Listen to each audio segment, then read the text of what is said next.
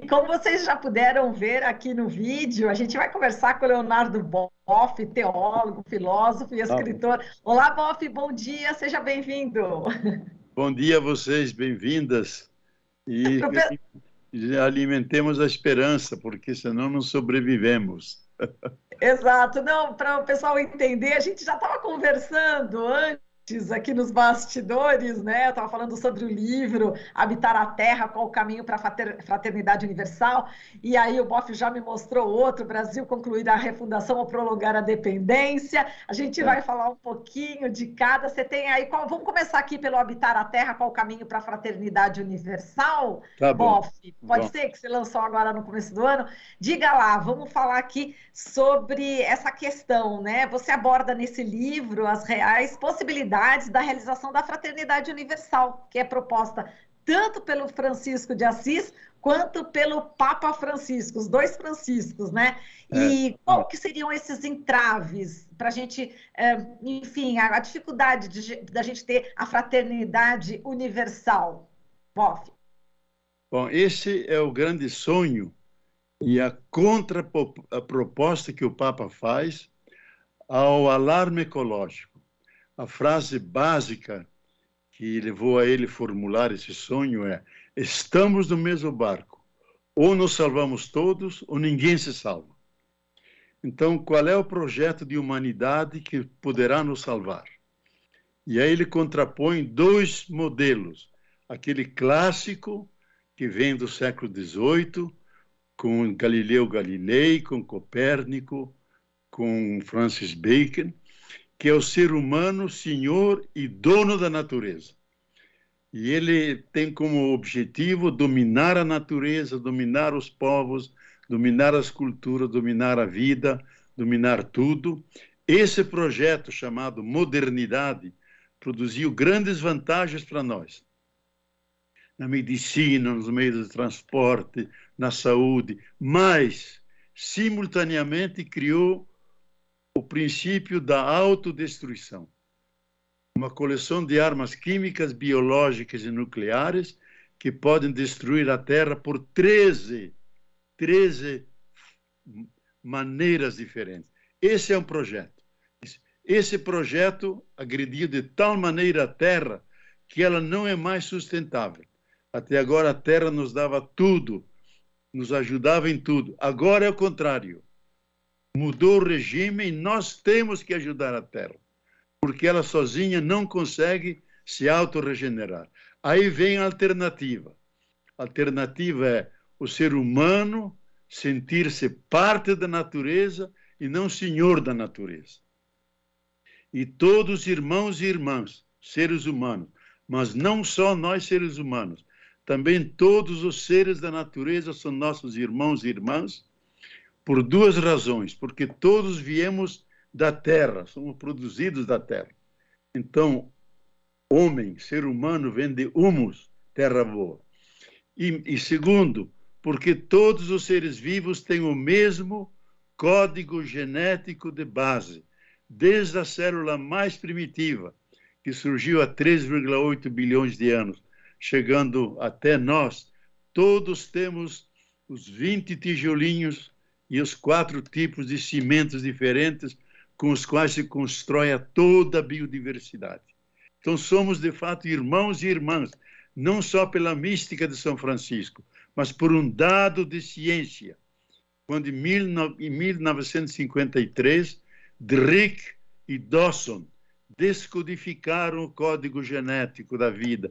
E aí se deram conta que há um laço de fraternidade entre todos os seres vivos. Aí vem o sonho do Papa.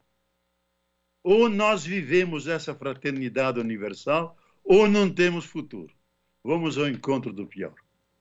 Exato. E, Boff, a gente viu, acompanhou a aula, né, que você deu junto com o Eduardo Moreira, né, em fevereiro, né, as virtudes fundamentais no novo tempo pós-pandemia.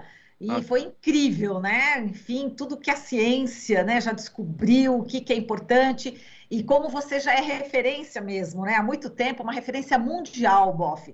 Eu queria que você falasse essas virtudes, né, que são fundamentais, que você acabou agora também de dizer, mas enfim, o que depois da pandemia né? A gente vai ter que mudar. Se não mudar, a gente realmente está fadado ao fracasso.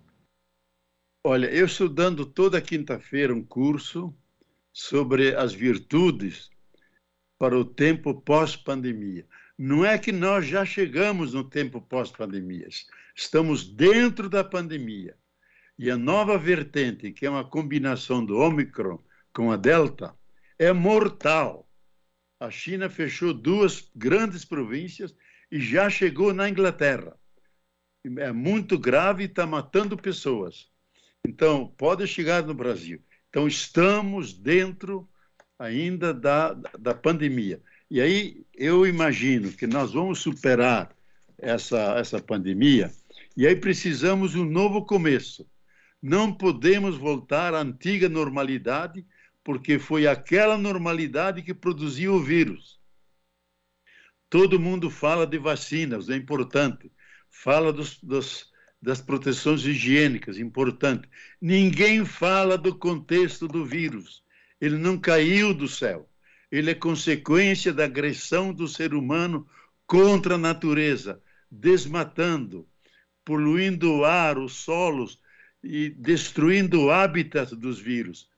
E uma vez destruído, eles passam para os animais e dos animais a nós. Então, nós somos culpados. Nós estamos na nova era geológica do antropoceno. O antropoceno significa quem ameaça a vida e a terra é o ser humano. Não é um satélite qualquer que cai aqui. Nós somos o Satã da Terra. E se nós não cuidarmos, vamos ao encontro do pior. Então, eu imaginei 10 virtudes necessárias. A primeira tem que ser uma ética mundial, que pegue todo mundo, porque estamos na mesma casa comum. E aí o princípio básico é a responsabilidade coletiva. Ou todos assumem, ou então vamos perecer juntos. Não é que alguns assumem, outros não assumem. Todos têm que ter o princípio de responsabilidade, que significa dar-se conta das consequências de nossos atos. O imperativo ético é: haja de tal maneira que tua ação não agrida a vida, mas antes proteja a vida, especialmente a vida humana. Ou fazemos isso, ou então corremos risco. A segunda virtude é a justa medida e a autocontenção.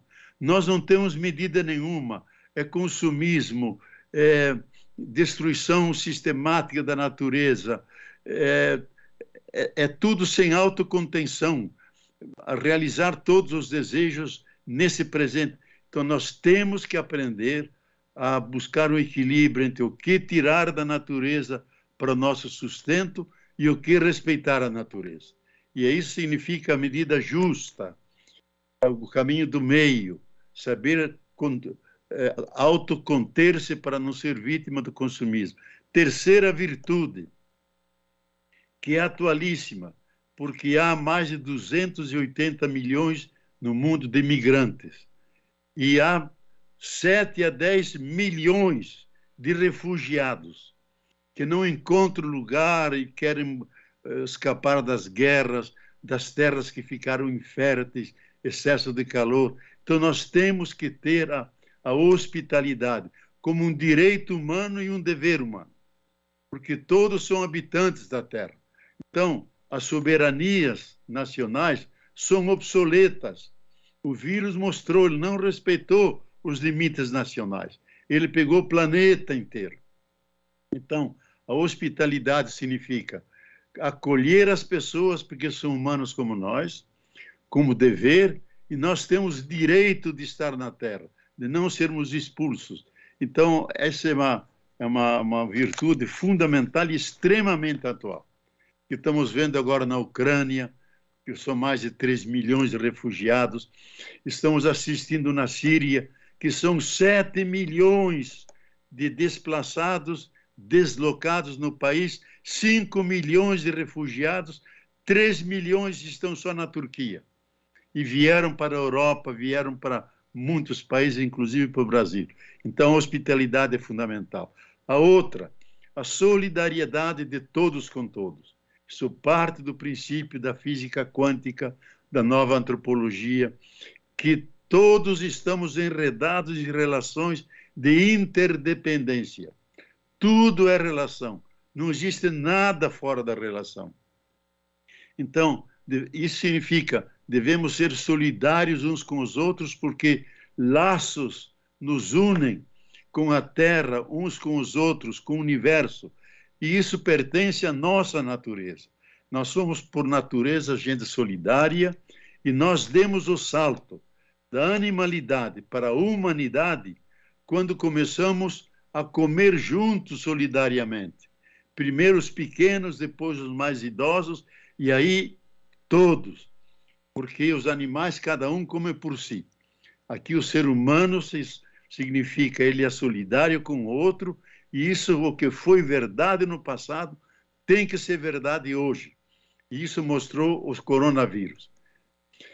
A outra virtude fundamental, cuidado. Cuidado, a gente sabe que é uma constante cosmológica, que é a essência do ser humano, um mito que vem lá dos romanos, passou pela Idade Média, chegou até a reflexão moderna, diz, o ser humano, a essência do ser humano é cuidado, porque se todos os fatores que formam a vida não tivessem o cuidado de agirem juntos, não estaríamos aqui para falar sobre tudo isso. Como não temos nenhum órgão especializado, nós não sabemos nos autodefender. Se nossas mães nos tivessem deixado no berço, nós morreríamos em 2 dias. Então, todos somos filhos e filhas do infinito cuidado de nossas mães. Então, a coronavírus mostrou, temos que cuidar uns com os outros, cuidar com a natureza. Se não fazemos isso, nós corremos risco de vida. Outra virtude fundamental, convivência, respeito, compaixão, tolerância. Essa é a nova fase da humanidade. A fase da globalização, da planetização, que não é só um fenômeno econômico, é um fenômeno político, cultural, religioso, todos estão se encontrando. Então, nós temos que conviver em paz, aceitando as diferenças.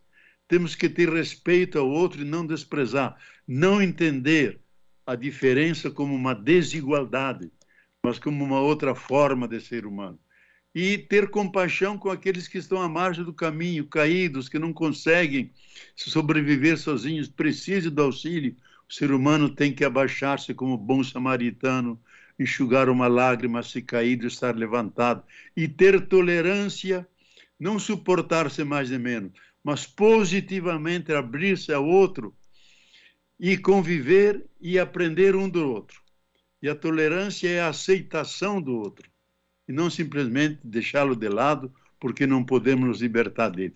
Outra virtude, eu estou chegando ao fim, fraternidade sem fronteira, é o grande sonho do Papa, que apresenta como um sonho, segundo a psicanálise moderna, o sonho profundo, ele antecipa mundos futuros. Então, o sonho do Papa é que haja uma fraternidade sem fronteiras e um amor social para todos. Se isso ocorrer, vamos viver juntos e vamos garantir nosso futuro. Sem isso, não temos alternativa à sociedade que temos, que ela é só competitiva, não é cooperativa. Ela não cuida dos outros, não cuida da natureza, não é fraterna e terna. Temos que fazer isso. Então, a alma não tem fronteiras. A vida não é estrangeira. Devemos todos defender isso. E o nono, o bem comum. Não pode ser pensado antropocentricamente, só nós, seres humanos. Porque nós respiramos, comemos, vivemos dentro da natureza. Então, aquilo que é bom para mim tem que ser bom para o outro e tem que ser bom também para a natureza, para os animais, para as plantas, para as águas, para os solos. Então, bem comum, humano, ecológico, universal. E, por fim, o grande sonho de todas as culturas, a comensalidade, que todos têm direito de comer, sentar na mesa e desfrutar dos bons frutos e generosos da Mãe Terra. E isso se forma a família humana na mesma casa comum, comendo juntos, produzindo juntos, cuidando um do outro, cuidando da natureza. Esse é o grande sonho de todas as culturas. E talvez nós temos as condições materiais já realizadas, em termos de técnica, em termos de finanças, para realizar para toda a humanidade isso. E não realizamos porque não temos boa vontade. E a boa vontade, segundo a ética de Kant, grande mestre da ética moderna, é a boa vontade é a única virtude que não tem nenhum defeito. Porque se tivesse um defeito, não seria boa vontade. Então, nos falta a nós boa vontade. Já Dostoiévski, proibido em todo o Ocidente, dizia: o dia que a humanidade tiver boa vontade, resolveremos num momento todos os problemas. Então, está dentro de nossas possibilidades criar essa comensalidade, comer todos juntos e viver na casa comum de forma pacífica, nós humanos e a natureza inteira. Muito bem. E, Boff, nesses minutinhos finais, eu gostaria do seu comentário político sobre o cenário eleitoral que se apresenta. Nós temos aí o candidato Bolsonaro, Lula, com o vice Alckmin, que dentro, inclusive, da esquerda tem bastante, enfim, resistência, né? Eu queria que você falasse sobre isso. E também essa tal chamada terceira via, agora o Dória falou que ia sair, mas voltou, está uma briga interna no PSDB. Como é que você está vendo também esse cenário eleitoral agora, e principalmente em relação à candidatura Lula? Também a gente já pode entrar aí na questão do meio ambiente. A cabeça do Lula mudou bastante nesse sentido. O que você tem percebido? Tem acompanhado o que você está falando, e parece que ele já incorporou muito essa questão do meio ambiente, né, Boff? É muita coisa. Vamos ver se a gente consegue aí esse seu comentário político final. Eu creio que temos dois cenários. Um cenário dramático, que é representado por aquilo que de pior existe na nossa cultura, por aquele que está na cabeça do governo. Eu me nego a usar o nome dele, porque ele é como Nero, que assiste à queima de Roma e tocando flauta e a cítara. Esse está assistindo à dizimação do povo brasileiro, com boçalidade, dizendo palavrões, fazendo churrasco, passeando pelo Brasil inteiro. Não é digno da nossa história. Então, esse cenário é dramático, mas ele não tem futuro nenhum. Porque ele, falando a um grupo dos grandes conservadores norte-americanos, da extrema-direita, do Party, e ele disse: eu não tenho projeto nenhum, meu projeto é destruir tudo que foi construído. Ele está realizando isso, está destruindo a educação, está destruindo a economia, está destruindo a nossa natureza, Pantanal, Amazônia, e pior que tudo, está destruindo o povo brasileiro. Ele tentou todas as formas para deixá-lo morrer, negando-se as vacinas, fazendo o teste como é que se diz? Da cura pela contaminação geral. A cura pela contaminação imunidade de rebanho. Tentou tudo. Esse é um cenário dramático, triste, jamais visto na nossa história. Não terá futuro, porque nunca na história se mostrou que quem usa da violência, da mentira, do fake news, conseguiu triunfar. O bem sempre triunfa, a vida é mais forte que a morte. O outro cenário é muito esperançador. Alguém que tem carisma, que mostrou como fazer e sabe fazer. Isso é Luiz Inácio da Silva, a quem eu tenho amizade de mais de 40 anos. Então, esse está de longe em todas as pesquisas, e eu tenho a convicção, mas por prudência digo, provavelmente ele vai ganhar no primeiro turno, porque o confronto é entre bolsonarismo e petismo. O petismo agora ressurge com uma proposta de resgatar primeiro o Brasil, porque ele encontra uma ruína, um país destroçado em todos os campos. Primeira tarefa é resgatar, fechar as feridas abertas. Isso vai gastar mais de um ano, mas Lula é genial nas suas alianças. Graças a Deus tem um apoio muito importante. Ele descobriu que não basta fazer um governo de coalizão. Muito mais importante é a coalizão com as forças populares, com os movimentos organizados que apoiam seus projetos, saem na rua, sugerem projetos, acompanham a realização dos projetos, fazem a crítica, pressionam o parlamento.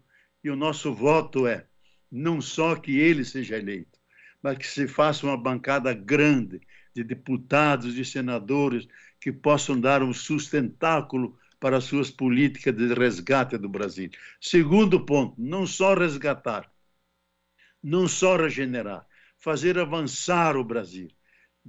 Já com saúde, ele poder realizar políticas sociais de matar a fome, que o Brasil seja a mesa posta para as fomes e sedes do mundo inteiro.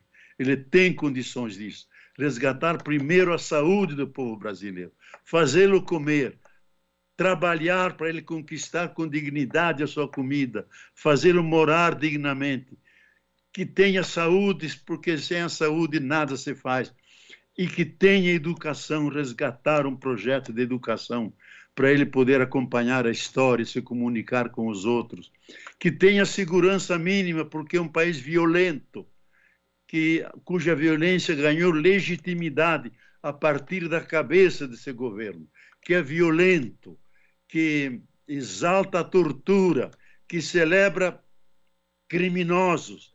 Isso liberou a violência do Brasil. Lula vai devolver ao Brasil generoso, o Brasil amigo das nações, amigos uns dos outros, onde nós recuperamos a alegria de viver. Agora nós temos a tristeza de viver sobre esse regime. Ninguém está feliz desse regime. Vamos voltar a ser felizes, orgulhosos do nosso país, respeitados no mundo inteiro. E isso só pode ser alguém. E ele me disse isso, Lula me disse, o bom político para triunfar deve ter duas virtudes. Ganhar a confiança do povo. E Lula tem a confiança. Onde ele aparece é aplauso, é grito de vitória, é recepção. Onde o outro aparece é vaia, é usar umas motocicletas. É só aqueles que são próximos a ele na mesma natureza de boçalidade. Lula, ao contrário, é paz e amor, é diálogo com o povo. Ganhou a confiança do povo. Segundo, tem que ter carisma. Não carisma de inteligência, porque ele é muito inteligente. Carisma no poder fazer, poder administrar. Ele é um grande fazedor do Brasil. Mostrou duas vezes que pôde fazer, vai fazer e melhorar ainda. Ele disse claramente, é a minha última chance com 76 anos. Vou fazer uma revolução nesse país e para isso precisamos ganhar em São Paulo com Haddad e eu ganhar na federação. Se fizermos isso, eu radicalizo as políticas sociais, faço que todo mundo coma, more bem, tenha boa educação e alegria de fazer a convivência alegre, tomando a sua cerveja, comendo o seu churrasquinho como confraternização. Eu espero que isso vai se realizar este ano ainda. O Brasil merece isso, mais ainda. O mundo merece, porque eles olham para cá. O Brasil é uma referência mundial, seja no aspecto econômico, que era a quinta economia do mundo, seja pelas suas reservas, que podem ser fundamentais, especialmente a água, que é um dos bens mais escassos. E o Brasil é a potência mundial das águas, a potência da biodiversidade, da fertilidade do solo, da produção de grãos e comidas para o mundo inteiro. Ele vai ser isso, aquele que vai ajudar a humanidade a entrar na nova fase, porque não podemos voltar à antiga fase, a fase mais fraterna, juntos na mesma casa comum. E nós habitamos, como Darcílio Ribeiro dizia, na província mais bela e ridente do planeta Terra, que é o Brasil. Bom, Boff, com essas palavras a gente encerra aqui a entrevista contigo, lembrando que a biógrafa da Ana Maria Primavesi acaba de me mandar uma mensagem, mandando um abração para você, se sente bastante emocionada, né? Enfim, por tudo que você já fez e faz ainda aqui pelo Brasil, e ela te manda um recado, inclusive eu estou indo já para a Unicamp daqui a pouquinho, prestigiar a abertura, né, da exposição sobre Ana Maria Primavesi, ela que a Unicamp vai sediar parte da obra, né, de Ana Maria Primavesi, está tendo essa exposição, e a obra da Ana Maria Primavesi foi doada para a Biblioteca de Obras Raras da Unicamp, então vai ter uma solenidade daqui a pouquinho, logo mais às 10 horas, quem puder também pode acompanhar aqui pelo site Sistema de Bibliotecas da Unicamp, né, vai ser ao vivo, então ela está te mandando um forte abraço. Eu sei que você tinha um carinho muito grande pela Ana Maria Primavesi, né? Era a nossa mestra, ela que nos abriu o campo da ecologia como algo estratégico, não como algo pontual de alguns grupos, não. A sociedade inteira tem que cuidar da sua casa comum, e de forma com cuidado, com amor, com ternura, isto é, com a inteligência emocional, não só com a inteligência intelectual. Ela viveu isso, nos deixou essa herança sagrada, e nós queremos continuar a obra dela. Leve a minha saudação a todo mundo que está lá, viu? Tá certo, Boff. Muito obrigada. Um forte abraço para você, para a Márcia, querida. Um bom final de semana, e a gente volta a se falar com certeza logo mais. Um beijo, Boff. Um beijo para vocês e muito obrigado pela entrevista. Me diga, deu certo? Funcionou? Deu certo, super funcionou. O pessoal aí não para de comentar aí no chat da Rádio Brasil Atual e também da TVT, viu, Boff? Muito obrigada, um beijo para você. Um beijo para vocês e um bom dia para vocês. Tá, tchau. Bom dia, tchau, tchau. Tá. Falamos aqui com o Leonardo Boff, teólogo, filósofo e escritor. Aqui você ouve as notícias que os outros não dão. Jornal Brasil Atual.